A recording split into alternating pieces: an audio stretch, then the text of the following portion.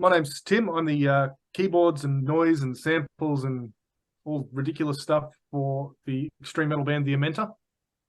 We've just released Plague of Locus, which is a pretty much a covers album, covering a whole bunch of classic Australian metal stuff as well as some international stuff.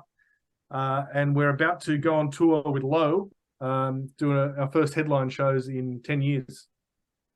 Beautiful, Tim. Thanks for joining us. We'll start off by talking about the new EP, Plague of Locus, which was released on October the 19th. So how's the early reception been for it?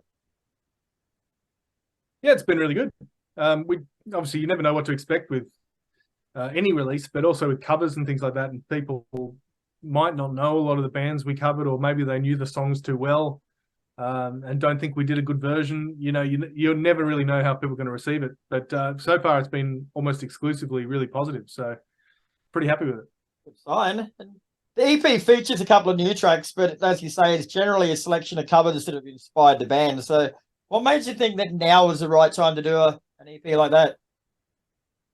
It's something we had, we kind of almost started doing accidentally. When we started recording our last album, Revelator, we've always been a band who basically anything we write, we record and it gets released. So there's not a lot of additional stuff floating around. There's no sort of B-sides, nothing you can kind of put together a special release with. So it was a deliberate decision. Let's try and record a couple of songs that we won't put on the album, but we'll just use the fact that we're recording to get them done as sort of efficiently as possible. And then, you know, if we need to do a Japanese import version with bonus tracks, not that anyone does that sort of stuff anymore, but anything like that, you know, we've got some tracks, we can do some stuff. And so we recorded the drums of the Alice in Chains song, Angry Chair, and also the drums for the Halo song, Rise. We recorded those at the same time as we recorded the drums for Revelator. And then at one point, we even talked about having those songs on the album anyway. But as we went through and going through the process of doing the album, it's always such a nightmare. Those kind of dropped to the wayside. We thought, right, we'll just concentrate on the songs that we know are going to be on the album.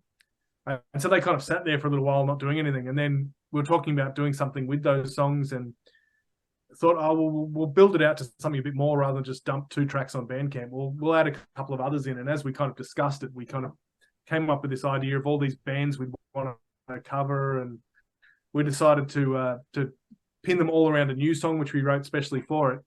And make it into a bit more of a solid release. So it's something that people can actually sort of get their teeth into a bit. And you cover everyone from black metal bands like, I can't say this, Nazxul N-A-Z-X-U-L. How do you pronounce that? Nazxul, yeah. So them and Lord Kaos, you got alternative acts like Alice in Chains, yeah, and Killing Jake to Halo and My Dying Bride. So it's a pretty broad spectrum of genres that you're covering. Yeah, I mean, I think probably like most people, we listen to so much different music, and you know, everything we listen to kind of gets thrown into the melting pot for our own inspiration. So we listen to a lot of extreme metal, and specifically that extreme metal of about the sort of, you know, 90s to maybe early 2000s Australian extreme metal was really big for me because that's what I grew up listening to. So that's like always been a big part of us and who we are. But then there's all this stuff like Diamanda Galas, who's an avant-garde kind of artist, I guess, from New York. Halo are kind of a noise doom band.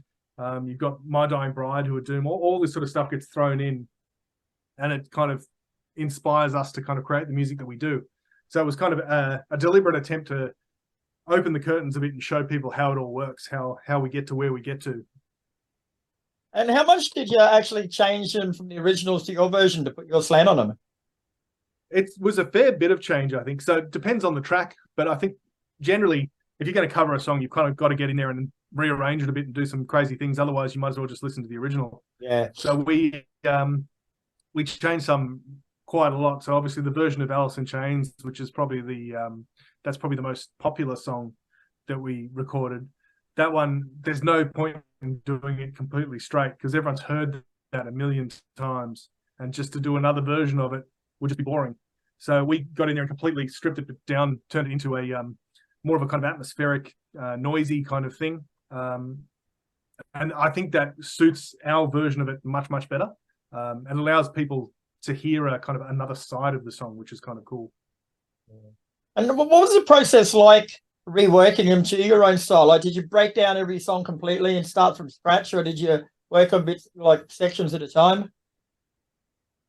It was kind of, so the way we all have our own home studios and all do it kind of by ourselves. So it was kind of, everyone would just kind of get the song and do what they reckoned. You know, it was just a really organic process of just, I'm gonna try different things. I'm gonna try these instruments. It'll go to Eric, who does his guitar stuff, and he'll try different ideas. We communicate quite a lot about what we're doing, but it's basically everyone just working in their silos and just knowing, having enough trust in the other members to know it's going to work and it's going to sound right. And I know whatever I do, they're going to do something that's complementary or vice versa. Yeah. So it was really everyone just kind of working on their own. And when it came to mixing, Eric, who mixes everything, he had to kind of pull it all together and make something coherent out of it. But I think he did a really, really good job. Yeah. Which ones were the most fun to do you think? I really enjoyed the Wolf Eyes cover, which is probably the song that people are going to least enjoy, which makes me enjoy it a whole lot.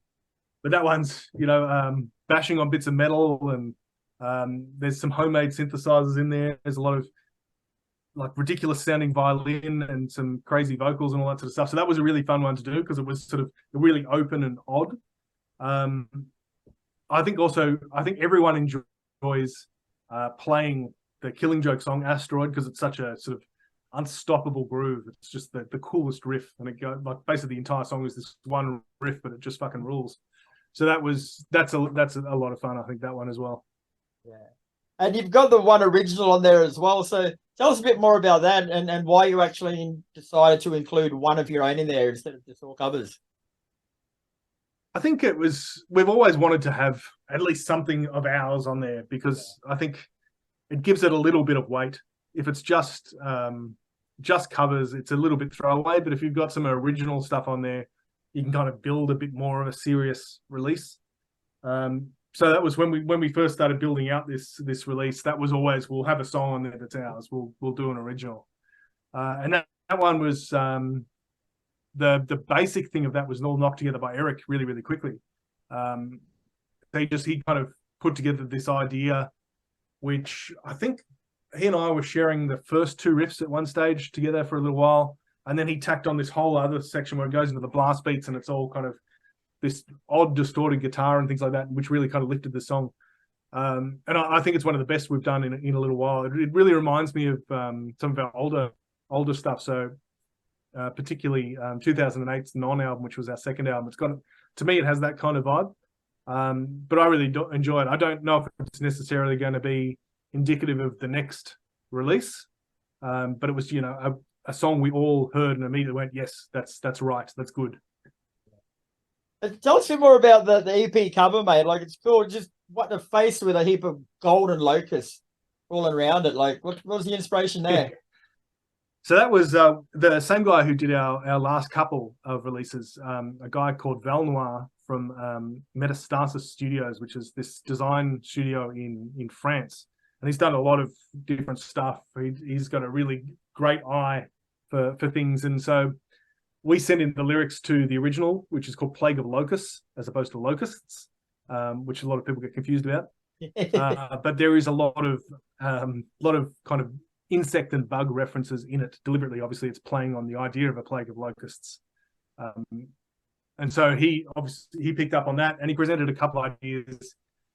I guess the lyrics loosely are kind of based around a kind of an aging of the body and body falling apart and all that sort of stuff.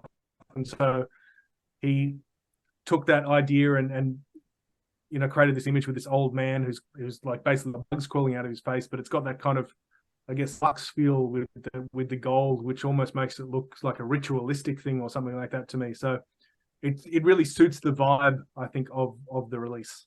Definitely, mate. And you start a headlining tour on November the 16th in Sydney, and you go through Melbourne, Adelaide, and Brisbane, and finish in Perth on December the 2nd. So, what can fans expect from that tour? Well, it's been a long time since we've done a headlining tour, so it's going to be a lot of pent up aggression and all that sort of stuff. Obviously, we played recently with Emperor, which was great, but it was their show. Yeah. So this time people are going to kind of see the really sort of unadulterated version of what we do. There'll be some new songs in there, which will be good. Some of the stuff off Plague of Locus. And we're going into rehearse, I think, next week. We're going to start sort of pulling it all together. So pretty excited. It's going to be pretty intense, I think.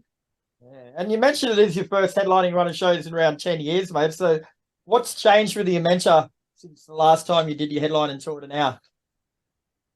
I think I mean, fuck, everyone always gets better, don't they? But I think we're Hope so. probably the best we've been. Yeah. We've always been a very aggressive, I guess, visually confronting band, lots of strobe and smoke and trying to get in people's faces. So all that stuff kind of stays the same. We're a little bit older and move slightly creakier, but otherwise it's all pretty similar. The Adelaide show sees you play at Froth and Fury Festival, mate. Like, that looks absolutely massive this year. Yeah, huge. I'm blown away by the bands that Jason's got on that. It's just incredible. It seems like every year he grows it, and this year to have like suicidal tendencies on there is unreal. So I know there's a lot of guys in the band that are pretty excited about that. We're really looking forward to it. It's going to be massive.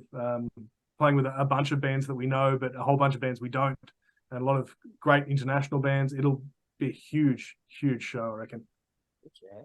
But aside from that, you're actually taking Low with you for most of the tour. So why choose those guys to come along? So we went and saw them playing Sydney. The guys, obviously, we're spread out all around the country, but three of us live in Sydney or thereabouts. We saw Low play a few months ago, and it was one of the best shows I've ever seen. It was phenomenal. They were just so good. They played with Black Lava, who are also amazing. But they just came on and they owned the stage. Sam, the vocalist, is incredible. The band is just absolutely top notch, and we were like, "That's the band. We've got to have them." Like, that's if you're gonna have a good 1-2 punch, you want a band where potentially people are going to go, "I don't know if the Amenta can top it," and that's kind of where we wanted to be. We wanted a band that is going to really, really challenge us, and I think they will. Hey, good, man. And that tour finishes up on December the 2nd, as we say. So what's next for the Amenta after that? What do you got planned before Christmas?